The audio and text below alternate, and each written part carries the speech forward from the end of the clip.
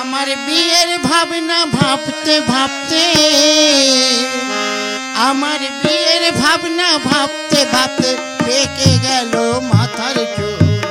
কবে গোর ফুটবে ওগো আমার বিয়ের ফুল, কবে গোর ফুটবে ওগো আমার বিয়ের ফুল।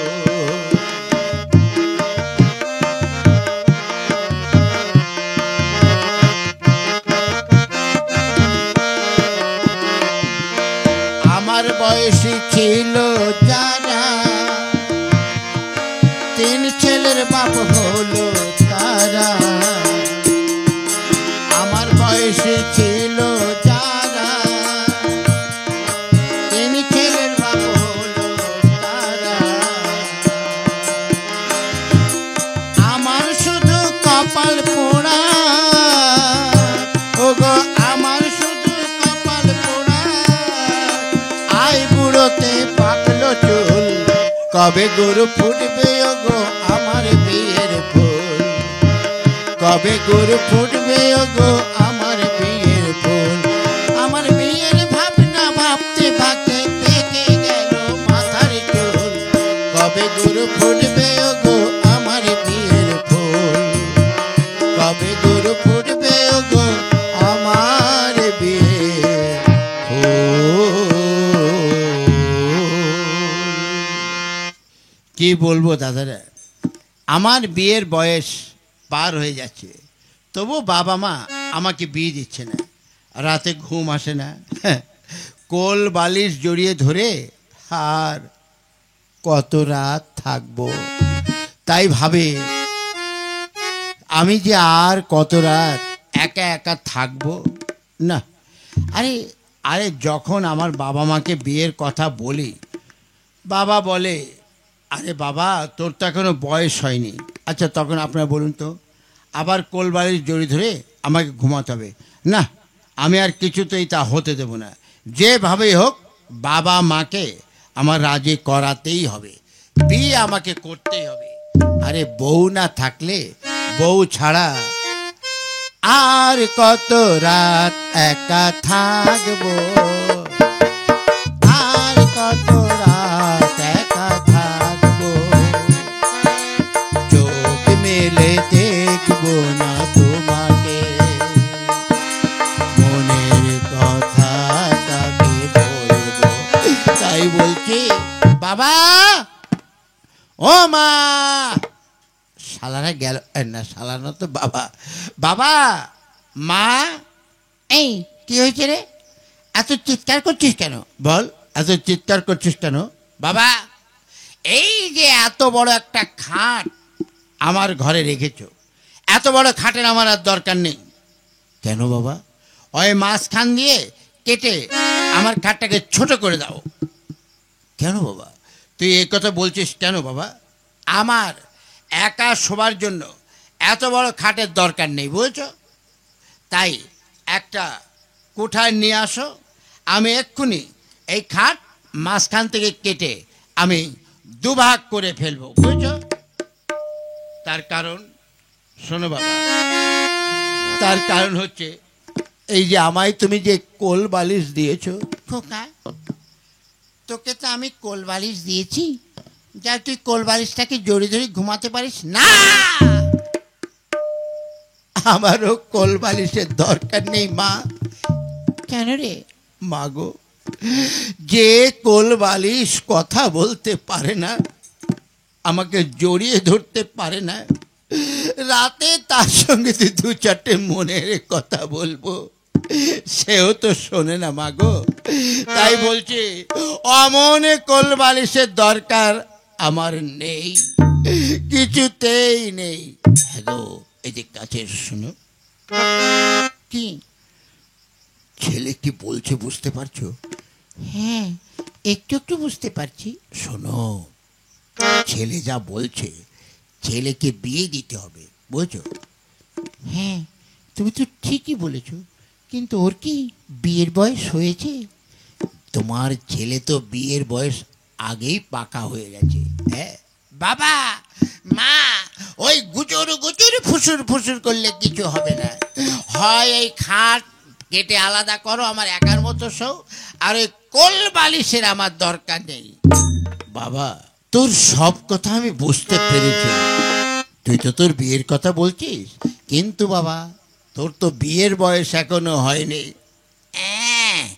আমার বিয়ের বয়স হয়নি, তোমার হয়েছে। হতচ্ছাড়া, তোর আমার তো বিয়ে হয়ে গেছে। এই দেখ তোর মা। তা তোমার যখন বিয়ে হয়ে গেছে, তুমি তো বউ নিয়ে খুব আলত আনত সব কিছু করো, বলে আমার কিছু করতে হয় না? আরে বাবা, আমি বুঝতে পারছি, কিন্তু তোর তো তেমন বয়স হয়নি। তেমন বয়স হয়নি জানো বাবা, তুমি তো আমায় জানো না। কেন? আমি সেদিনকে দাঁড়িয়ে দাঁড়িয়ে পেচ্ছাপ করছিলাম, তাই আমার পেচ্ছাপে কচুর পাতা ফুটো হয়ে গেছে, আর তুমি আমার বলছো আমার বয়স হয়নি? ওরে বাপ রে বাপ, কচুর পাতা ফুটো হয়ে গেছে, আর কি হয়েছে? আরো হয়েছে বাবা, তুমি তো আমার বীরত্বের পরিচয় জানো না। ওই আরেকদিন দাঁড়িয়ে দাঁড়িয়ে প্রস্রাব করছি, তুমি জানো? হ্যাঁ, মাটি একদম ফুটো হয়ে ঢুকে গেছে। ওরে বাপ রে, তাহলে তো তোকে বিয়ে দিতে হবে। কিন্তু বাবা, তুই তো দেখা যে তোর মতো ছেলের বয়সের এখন কি বিয়ে হয়েছে না বিয়ে করেছে?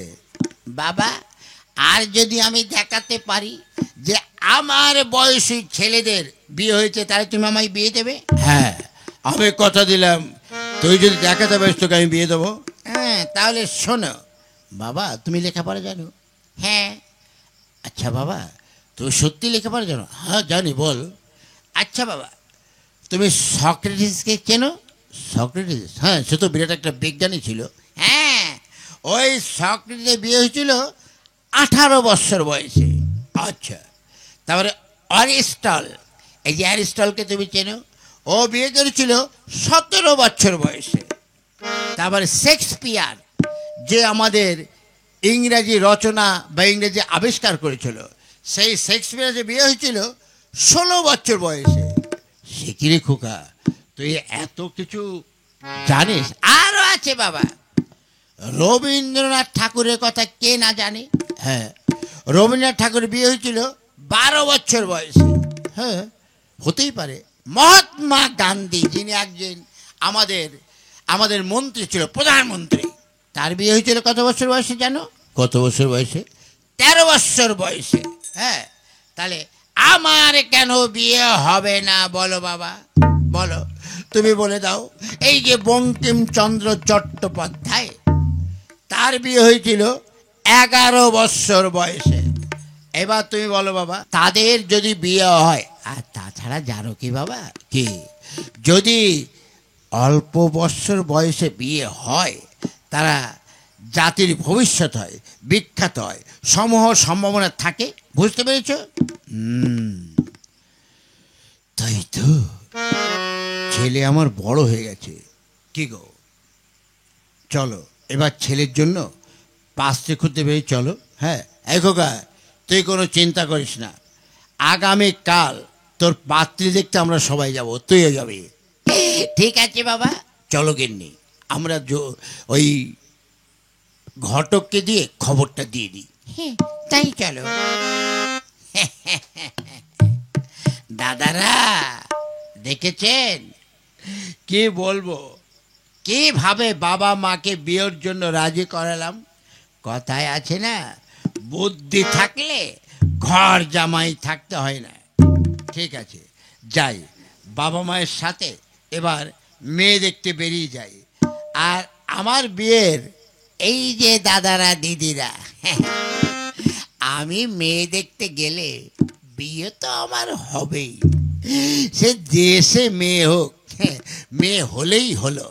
তাই আপনাদের নিমন্ত্রণ করছি, আগাম নিমন্ত্রণ, আপনারা আমার বিয়েতে আসবেন। তবে আসার সময় কেউ খালি হাতে আসবেন না, কিন্তু যে যা পারবেন ভালো মন্দ গিফট নিয়ে আসবেন, আপনাদের ভালো মন্দ খেতে দেব, আপনারা কিন্তু আসবেন। তাই তো, এখন কি করি, একটি মাত্র মেয়ে, বিয়ের বয়স হয়েছে, তাকে বিয়ে দেওয়ার জন্য চতুর্দিকে ঘটক পাঠিয়েছি। ঘটক খবর দিল আজ ছেলের মা বাবা এবং ছেলে আসবে, কিন্তু এত দেরি করছে কেন আমি তো বুঝতে পারছি না। আসতে পারে কে আপনারা? আচ্ছা আসুন আসুন আসুন আসুন বসুন। হ্যাঁ আপনারা, আমরা এসেছি আপনার মেয়েকে দেখতে। হ্যাঁ ঘটক অবশ্য বলেছিল। আচ্ছা ঘটক আসেনি? আগে না, ঘটকের ভীষণ শরীর খারাপ, ওই জন্য আসতে পারিনি। তো যাকে আপনার মেয়েকে একবার দেখব। আমার মেয়েকে নিশ্চয়ই দেখাবো। দেখার আগে আমার কিছু কথা আছে। হ্যাঁ বলুন। বলছি আমার যে হবু জামাই, যে জামাই হবে, তার কি কোনো দেনা পাওনার ব্যাপার আছে? হ্যাঁ বলুন।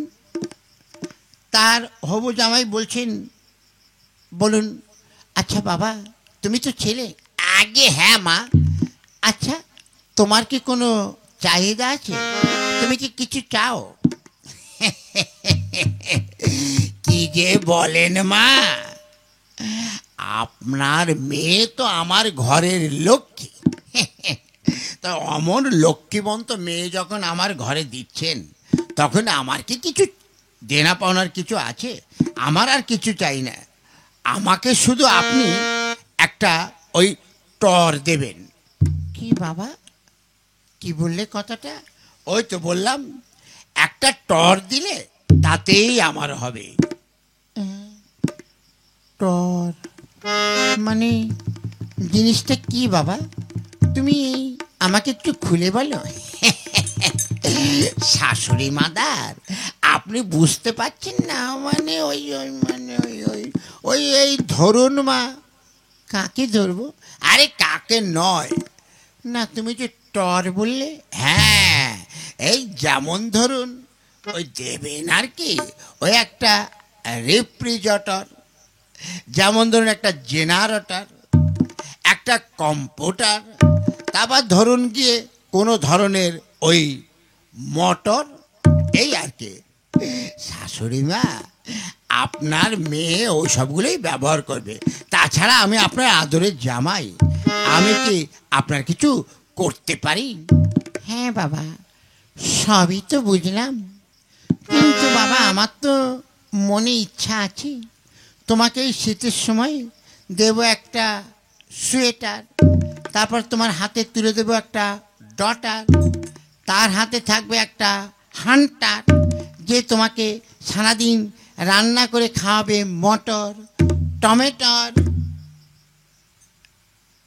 কিন্তু ওই আরও বাবা শুনো, ওই রান্না খারাপ হলে শরীর ঢলবে গরম, তাই তোমাকে দেবো একটা ওয়েটার, তখন দেখতে লাগবে তোমাকে বেটার। কিরে বুঝলে তুমি? হে মিস্টার। ওরে বাবা, বিয়ের আগে এত কিছু পণ আমি পেয়ে গেছি। হ্যাঁ বাবা বিয়ের আগে এত কিছু পণ চাইছো? আপনারা বুঝতে পারছেন আমার জামাইকে আমি কি কি দেবো? সবই শুনলেন। ওরে বাবা, বাবা খোকা। কি বাবা? ওরে তুই এই কোথায় মুখ খুলতে এসেছিস? তুই যেমন বাঘা তেঁতুল, তোর শাশুড়ি হলো তেমনি বুনো ওল, বুঝলি? তাই বলছি ওরে সব কিছু আর চাস না, যদি বিয়ে করতে চাস খালি বউটাকে নিয়েই চল। হ্যাঁ আমারও কথা তাই। শোনো তোমার এই রিফ্রিজার ফিটার ওসব আমি কিছু দিতে পারবো না। যদি তুমি আমার মেয়েকে এমনি বিয়ে করো তবেই তোমাকে আমি আমার মেয়ে দিতে পারি। ঠিক আছে শাশুড়ি মা, আমি আর অন্য কিছু চাইছি না। আপনি শুধু একটা শাঁখা সিঁদুর পরিয়ে আপনার মেয়েকে আমার সাথে বিয়ে দেবেন, ওতেই আমি খুশি।